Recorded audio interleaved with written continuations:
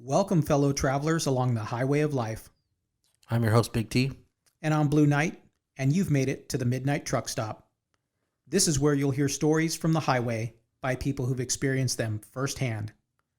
Everyone's welcome, so pull up a chair, gather around the campfire, and join us as we delve into those strange, funny, and sometimes frightening experiences that so many of us have had while traveling the highways. If you have a story you'd like to share with us, give us a call at 909-993-3633. Or you can email us at info@themidnighttruckstop.com. Welcome back, everybody, to our third podcast. That's right. Third podcast. That's a milestone for us, isn't it? That is. That is, definitely. So Today we have a guest from Northern California. That's right. And he's going to be talking about his Bigfoot encounter. Hey, let me ask you a question, Big T. You've been camping, right? Yes, I have. Have you ever had any strange experiences while camping? Anything scary? No. No? I haven't camped that much, but no, from what I have, no. What about you? Well, I have a few friends that I've gone hiking with up in the Eastern Sierras here in California. And it can get very weird up in that area, especially late at night. A lot of nightlife, animal nightlife, bears coming through your camp, that sort of thing. But I have to say, I've never had a crazy and strange experience like the one we're going to hear from Mr. Rugg tonight. Mr. Rugg's spent a lifetime looking at Bigfoot. Wow. And I know we're going to introduce him here in a moment, but he's truly a unique character who is just a wealth of information on the topic of Sasquatch. Yeah, I can't wait to jump into this one. Absolutely. This one's got me going. It sure does. Well, why don't you go and introduce Mr. Ruggs? Well, Mr. Rugg, he's a Stanford University graduate who's had a lifetime interest in the abominable snowman. As a child, at the age of 4, he had a Bigfoot experience while camping along the Eel River in Northern California, and that left an indelible mark on his memory and started him on a lifelong journey to prove the existence of this elusive creature. After working for a time in California's Silicon Valley, Mr. Rugg returned to Felton, California, where he lives today, and in 2004, he opened the Bigfoot Discovery Museum. It is a pleasure to welcome to our show today, Mr. Rugg. Mr. Rugg, can you tell us about your interest in Bigfoot and why you decided to open the museum? Well, it's a long story. Okay. I have had an interest in apes in general, all the great apes, since I was a small child. Right. And I never really knew why until I was an adult. And then via a flashback memory, I remembered that I saw a Bigfoot when I was 4 years old. Wow. So I didn't know it because my parents talked me out of it. They convinced me what I saw was called a tramp. That it was just a homeless person who hadn't had a shave. Okay. And you said that was called a tramp? Tramp. Oh, Yeah. okay. Tramp or a hobo. Oh, okay. That's what they say. And Okay. they said, tramp is a homeless person. They live in the woods sometimes too long. They don't have the best hygiene. That's probably what you saw. Got it. Well, okay. So that day I learned that a tramp is a person, 10 feet tall and covered all over in long hair. It's funny because you said that your parents kind of convinced you of this, and then really you blocked it out of your memory until you were an adult. Yeah, it pretty much left my memory. I accepted their word that what I thought was called a tramp. I didn't have any reason to go against it. And then what happened was I was reading a book. Yeah. Probably one of John Green's books, where he was describing a sighting by a woman in Eureka, Northern California, Right. who saw a Sasquatch on the Eel River that had some articles of clothing on it. Wow. Yeah. What I didn't mention earlier was that the Bigfoot that I saw had what looked to be the remnants of a, I don't know, Pendleton shirt Now that's hanging off. interesting. I know the story because we spoke earlier before the Mhm. interview. But for everyone who's listening, can you tell us that story when you were 4 years old? Oh, sure. Wonderful. Yeah. Okay. So my dad had a sawmill up in a little town called Laytonville. That's in Northern California near the Avenue of the Giants. Right. And it's right on the turn of the Eel River, where the Eel River goes east.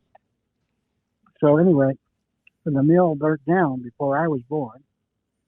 So I never saw the mill. I just heard about it Okay. from my brothers and my family. But when he wanted to go fishing, he would go up to the Eel River because he knew the best fishing holes. Right. And then he could visit while he was there with some of his old cronies from the sawmill days. Got it. So it was on one of those fishing trips. It was he and I and my mother, and we were camped in a tent on the beach next to the Eel River. Back in those days, they weren't so picky about where you camped. Right. Not like they So are you today. you could camp wherever you wanted, so to speak. So anyway, we were right there on the beach next to the river.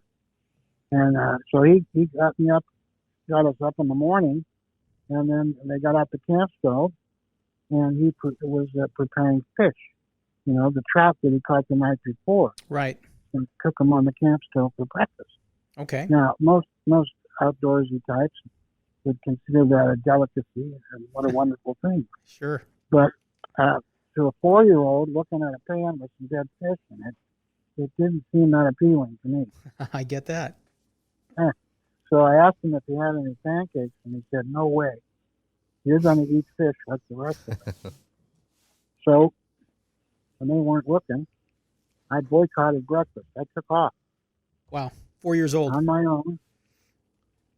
I was by myself, and I followed a trail along the edge of the river.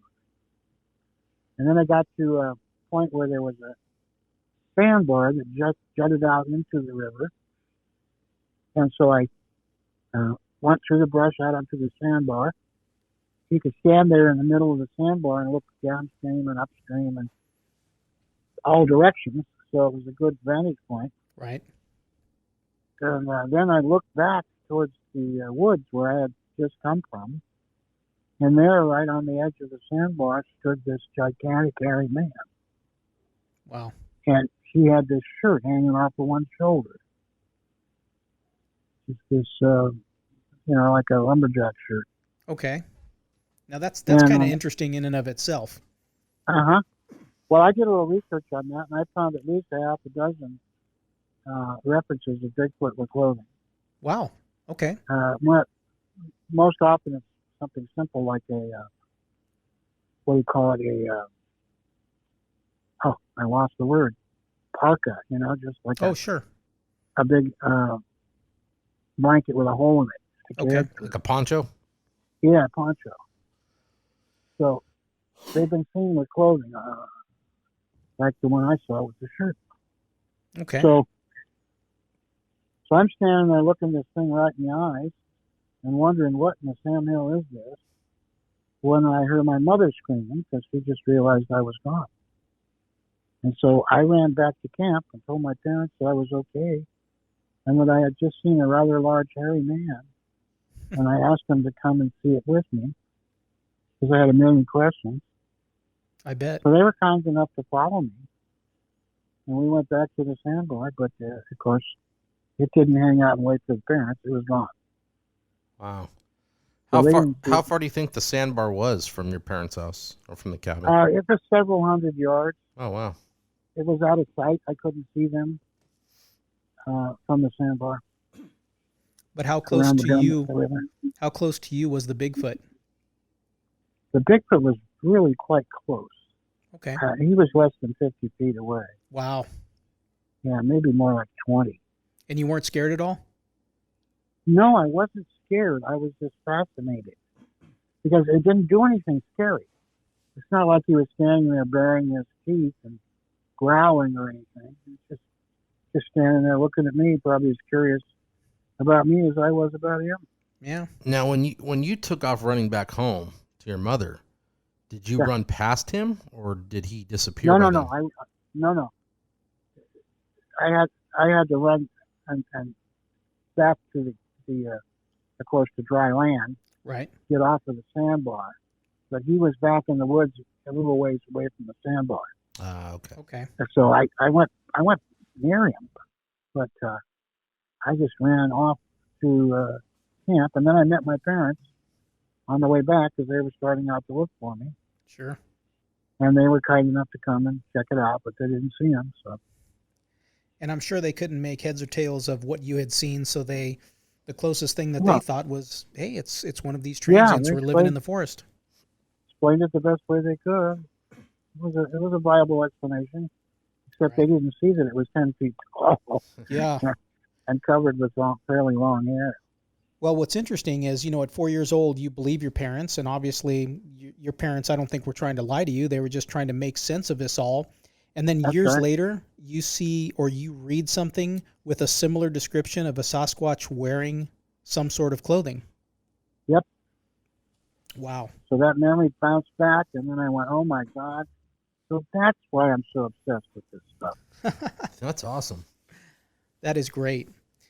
Now, you after you went to Stanford and worked in Silicon Valley, this has been a lifelong commitment of yours to try to prove or disprove Bigfoot. And you moved back to Felton, where you live today, and you run the museum there, right? Right. And for those people who maybe haven't seen or heard of the museum, can you tell us about it and some of its features? Well, it's a relatively small museum. It's only about 400 square feet. But then there's exhibits outside as well as inside. Okay. So if you come in the summer and you can take in the whole thing, we have a little patio with tables out under an oak tree. You can sit there all day and watch Bigfoot movies, Okay. documentaries, and whatever. And Sure. then we have a shed that has a couple of life-size Bigfoot models in it. Oh, nice. So you look through a window into the darkness, and as your eyes get accustomed to the dark, you see the Bigfoot. Wow. And one of them is sitting down and the other is standing. Okay. And then in the museum itself, we have a little section on local history just to kind of tie everything together. Right. And then we have popular culture items, Sure. all the stuff that has been manufactured with Bigfoot as a theme, Got it. including the $6 million man doll Oh, wow. and that sort of thing. I've got a mask that was used for a Bigfoot movie Okay. on display. And then we have, of course, plaster casts of footprints Right. and handprints. So, and then we also have skulls, casts of skulls. We have a Gigantopithecus reconstruction done by Grover Grant, juxtaposed to a modern day mountain gorilla. And Okay. you can see how much bigger it is than the gorilla. Wow. Now, when we were Yeah. talking before the interview, I had asked you, I was curious to know if in Northern California, especially in your parts there near Felton, if there are still modern day Bigfoot sightings, and I think you said that there were. Yes, they are. And I was quite surprised at that. Now, I went to high school here, so I've been here in this area in Felton since 1958, Okay. actually. I just went away for a while to school, but that was just over the hill. Sure. So I've been a Felton native son pretty much for a long time. And I forgot why I told you that. Oh no, it was when I was asking about the modern day sightings, and I think I read somewhere in Right. doing a little bit of research that you get about what is it, like 3 sighting reports a week or every couple weeks? Oh, yeah, please. Wow. So I was about the sightings. So when I put the museum up, I wasn't anticipating lots of locals coming in, unless they were coming in to tell me about a sighting that happened 30 or 40 years ago. Right. Because I know they were here back then, I was sure of that. But I figured that by now, they'd be long gone. And I found out that that was not true, Huh. that Wow. they are still here. And then I formed a little group. I had a group of 3 or 4 volunteers, and we go out and sit in the dark and try to experience them. Right. And we did several times. Wow. I've recorded their vocalizations, and I videotaped one in an apple orchard. The problem is that it's so far away, it's just a dark shape moving through the trees. Wow. So nobody who's skeptical would believe it. Now, other than when you were 4 years old, have you had other sightings, like face-to-face sightings with Bigfoot? Nothing as prominent as a 4-year-old. Okay. Like I said, we did film one. We caught it on video in an apple orchard. And I didn't see it at the time that we filmed it, but I saw it shortly afterwards on the video. Okay. And it was a juvenile responding to a call from an adult. The adult was inside a park, and the juvenile was on the outskirts of the park picking apples. So right as the sun started to come down, and people started getting home from work after the commute from Silicon Valley, Yeah.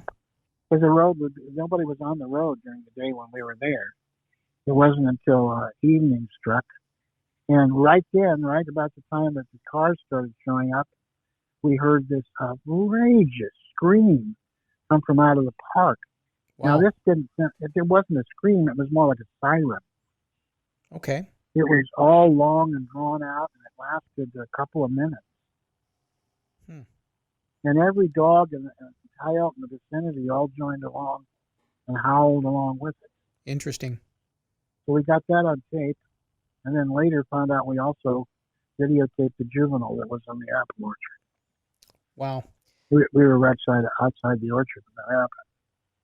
Now, let me ask you a question. A lot of the sightings that we've heard people tell, especially recently, if they're accompanied by videotape, the video is usually always blurry. Usually it's off in the distance. From all of your experience and all of your lifelong work, why do you think that this creature is so elusive? Well, number one, they saw us slaughtering everything. I think that when the bow and arrow came into use, Yes. that's when we started killing them. And they observed us killing other things, like buffalo and all kinds of things, and each other. And they decided, our best bet is to just stay away from these little buggers. They're pretty nasty. Right. And they have these weapons of mass destruction. Right. Yeah. So I think that's what led them to go into hiding.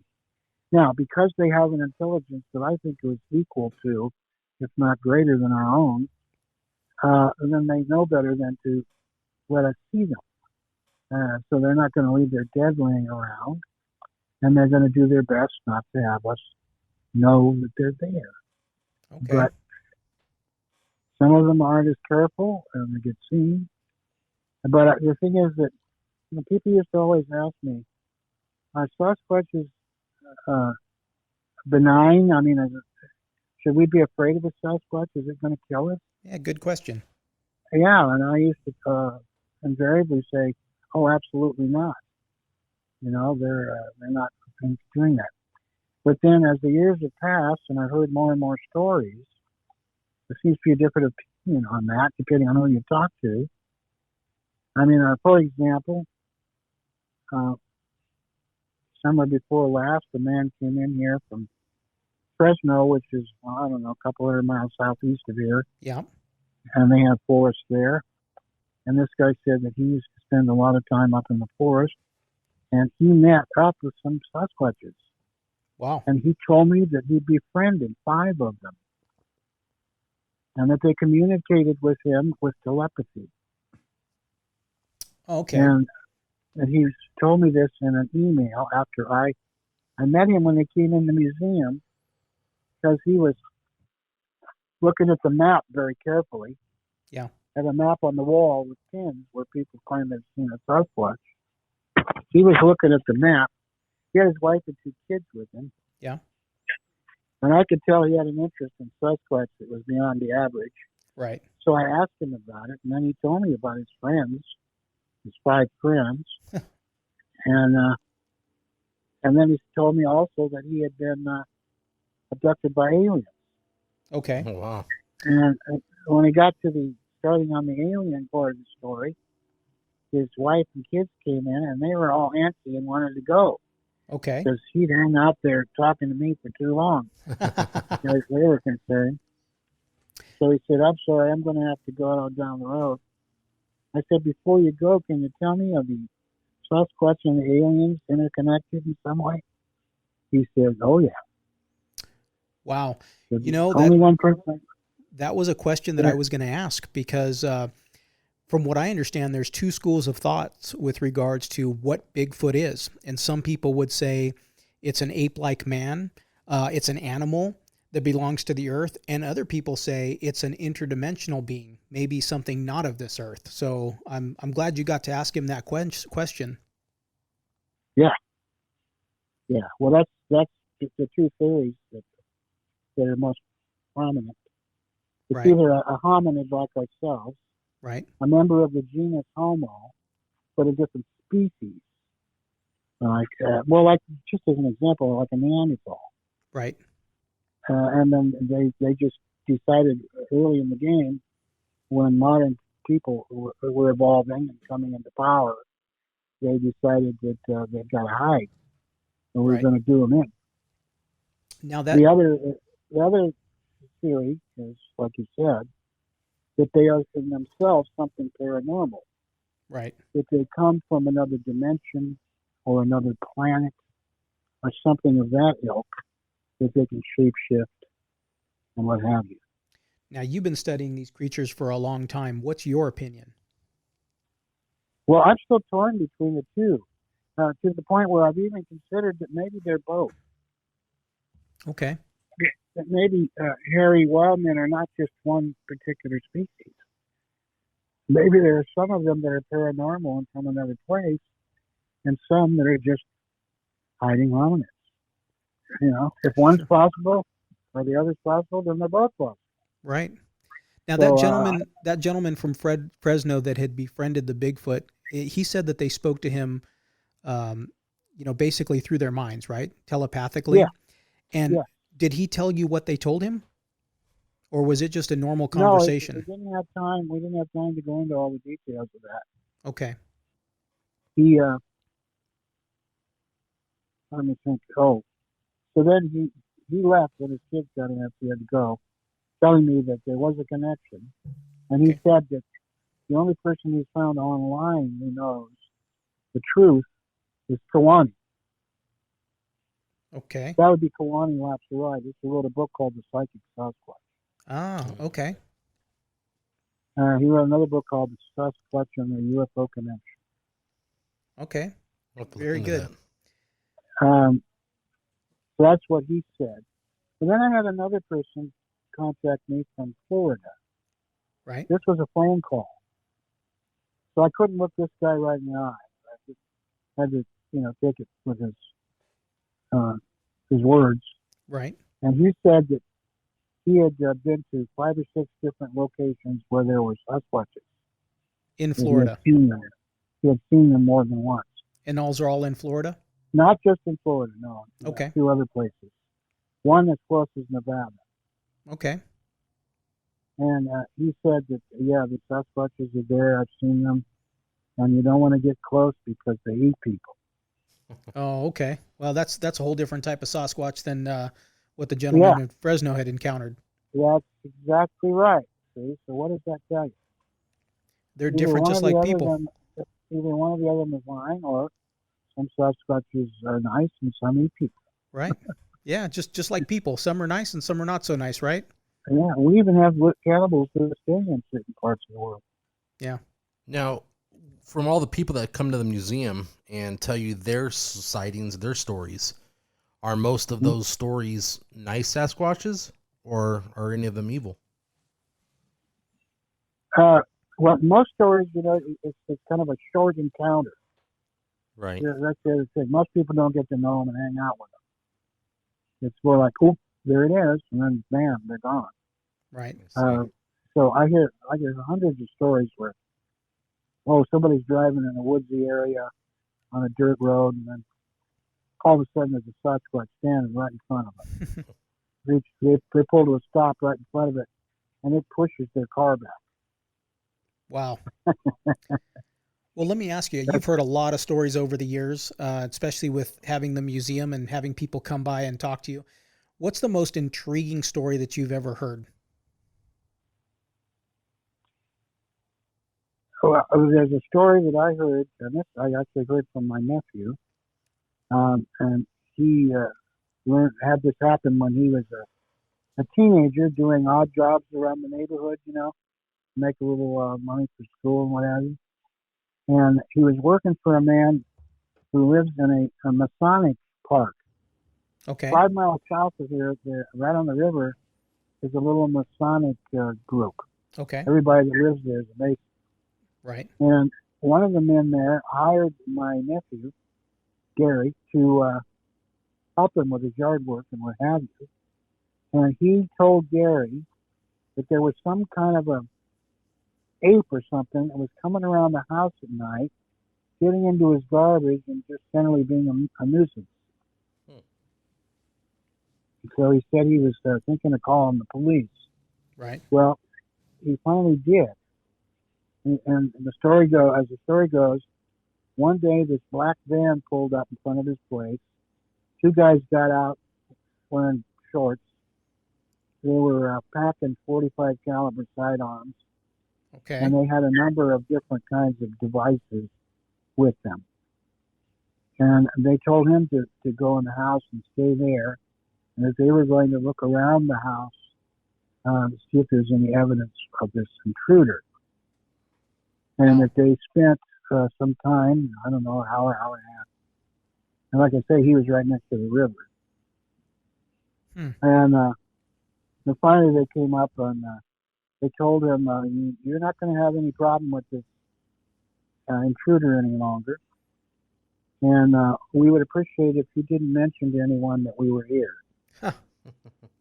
We're trying to keep this on the down low. Right. Wow. So that sounds like what we hear a lot of people say once they've had UFO encounters, how there's a government agency that maybe goes out and investigates. Yeah, but the Men in Black first began in 1953. And that was a result of the Robertson panel meeting. It was a meeting of some captains of industry and some top brass to discuss the problem of UFOs. Okay. Because there were so many flying saucer reports coming in over the networks that they were afraid that the Cuban missiles would be on the way and we wouldn't know because the phones would be too busy with fake UFO reports. Yeah. Right.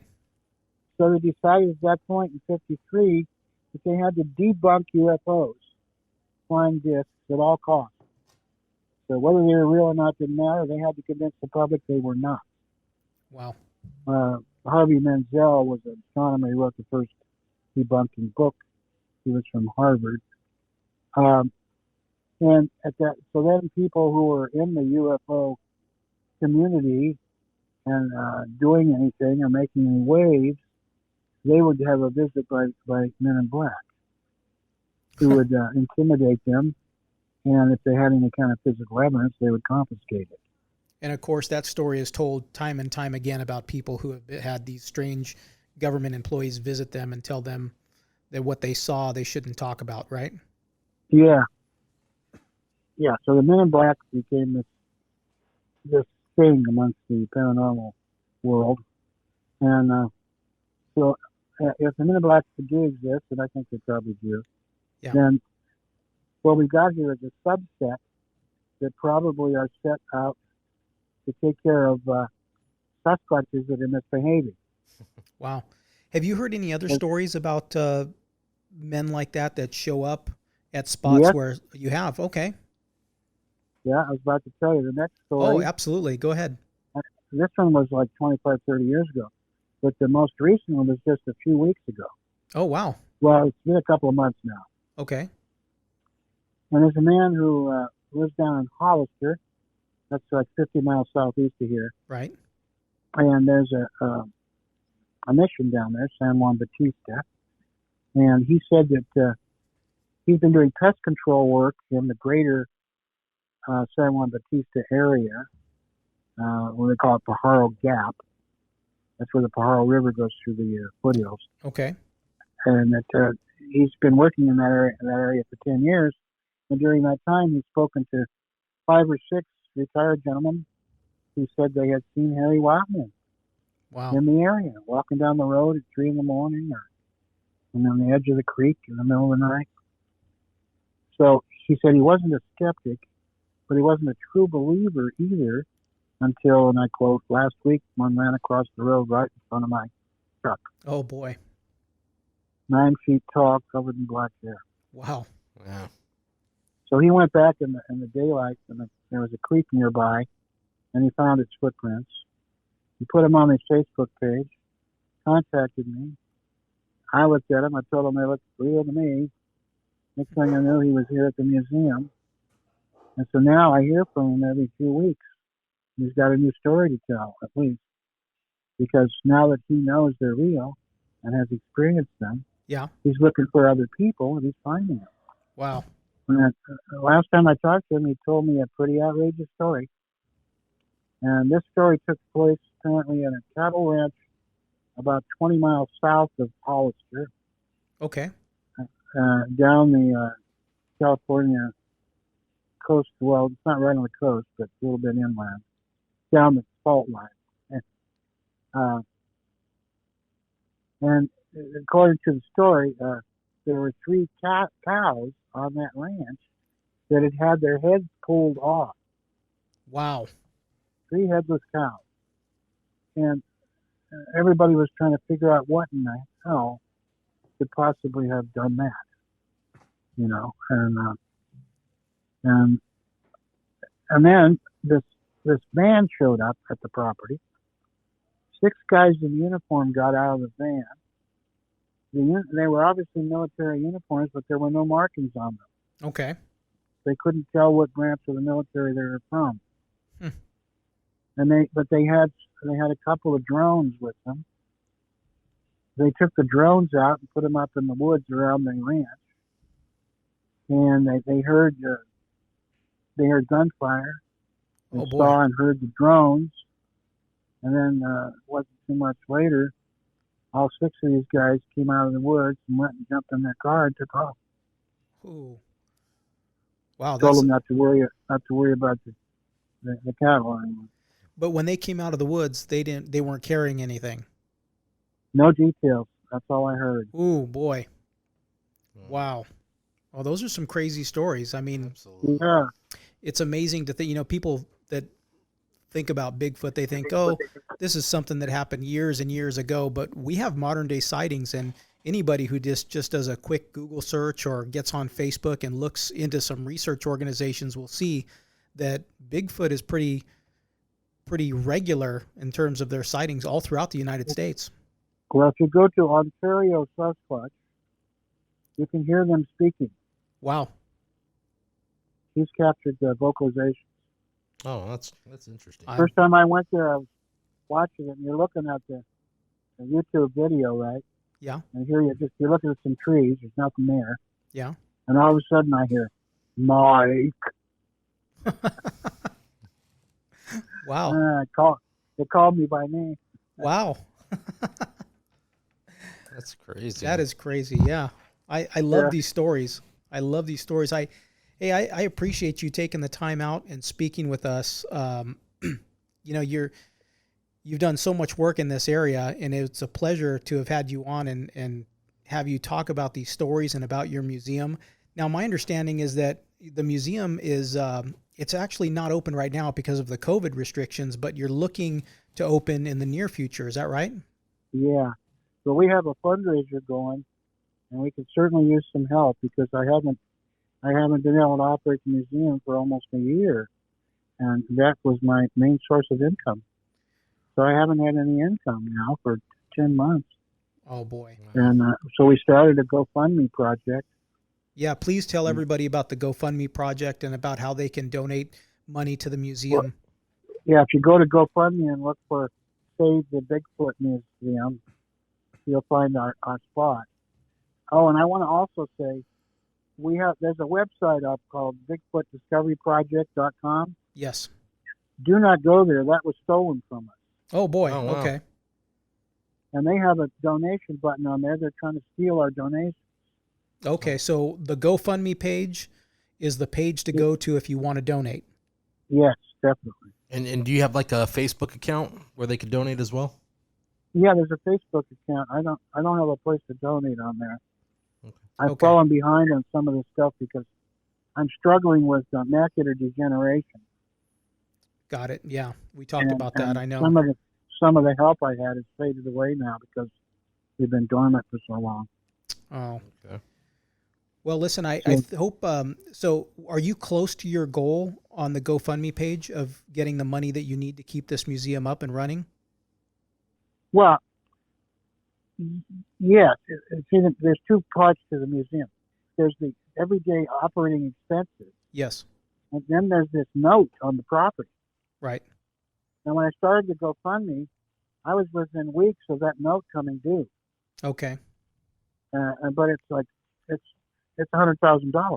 Oh boy. Wow. But during the time the GoFundMe was running, I managed to find another person who bought the note Oh, good. and extended the time another 4 years. Oh, perfect. Good. And the monthly payment's a little bit smaller too.